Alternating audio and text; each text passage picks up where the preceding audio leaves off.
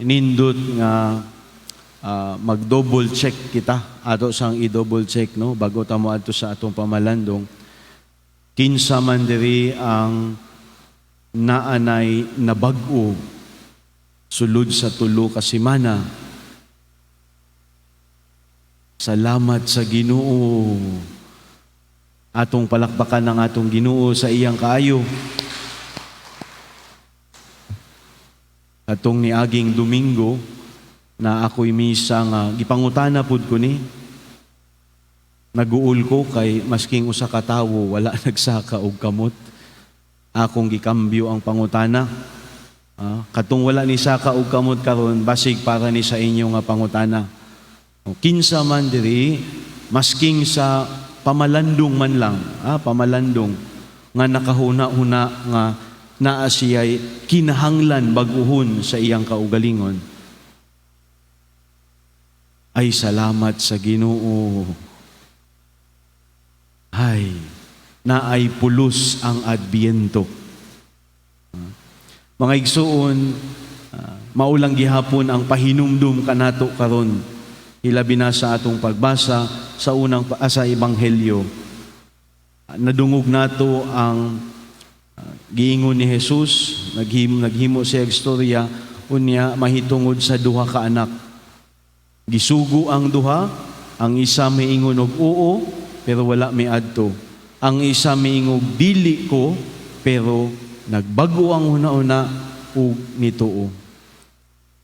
Mga igsuon, ang mensahe kanato karong adlaw, ilabi na sa Ebanghelyo, mao una ang atong pagkamasunuron, our obedience.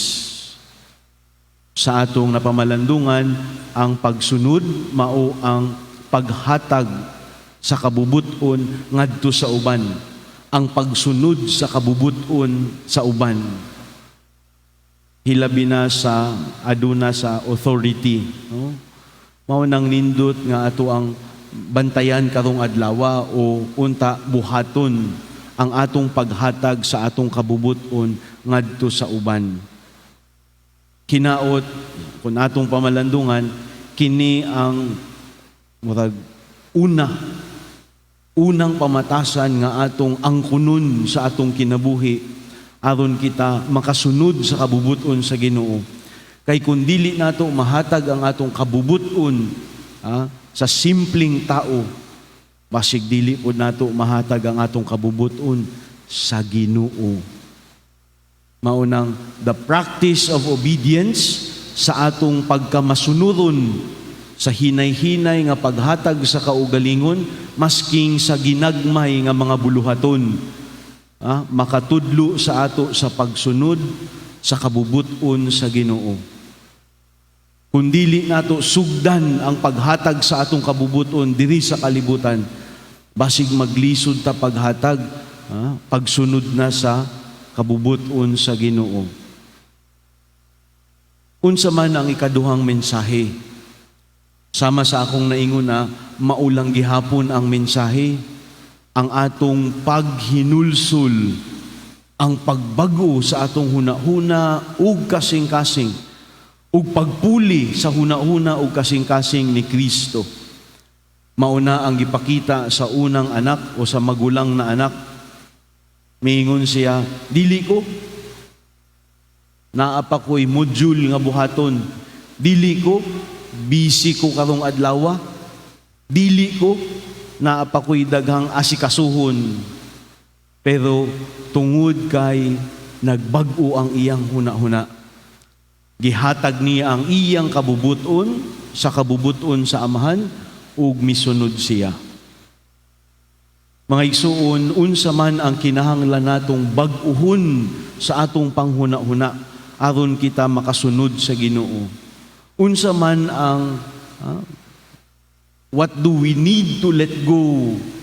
Unsa man ang atong kinahanglan buy-an para kita makasunod sa Ginoo.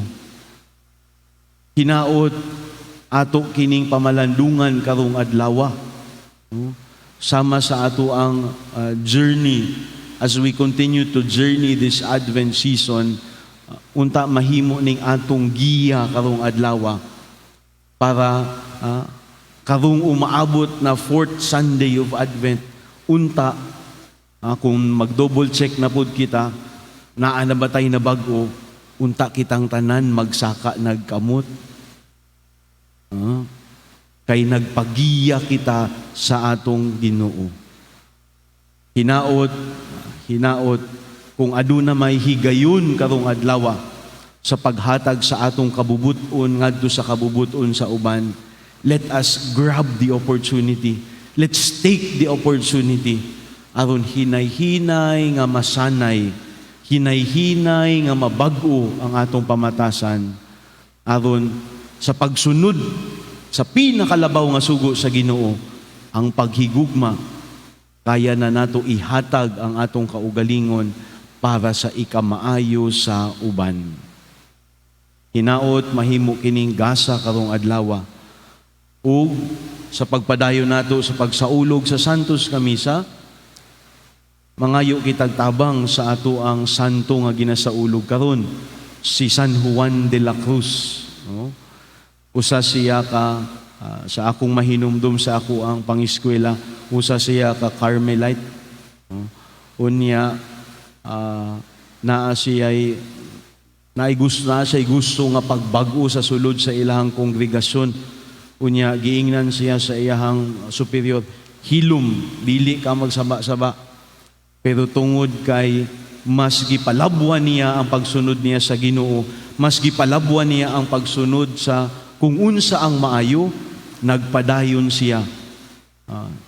Gikulong siya, gipalisdan, naay higayon sa iyahang kinabuhi sa sulod sa kumbento o sa kongregasyon. Gikulong siya sa usa ka kwarto, unya naa sila'y pamaagi nga para musunod. Murag kana ganing hazing ang gibuhat sa iya. Gisagpa siya, gisumbag siya, basta gipasakitan siya, murag penance. Pero ingon siya, magpabilin ko nga musunod sa kabubuton sa Ginoo. Mga igsuon, hinaot mahimo natong panigingnan si San Juan de la Cruz nga masking unsa kalisod, pero magpabilin kitang matinud-anon sa atong pagsunod sa Ginoo. Amen.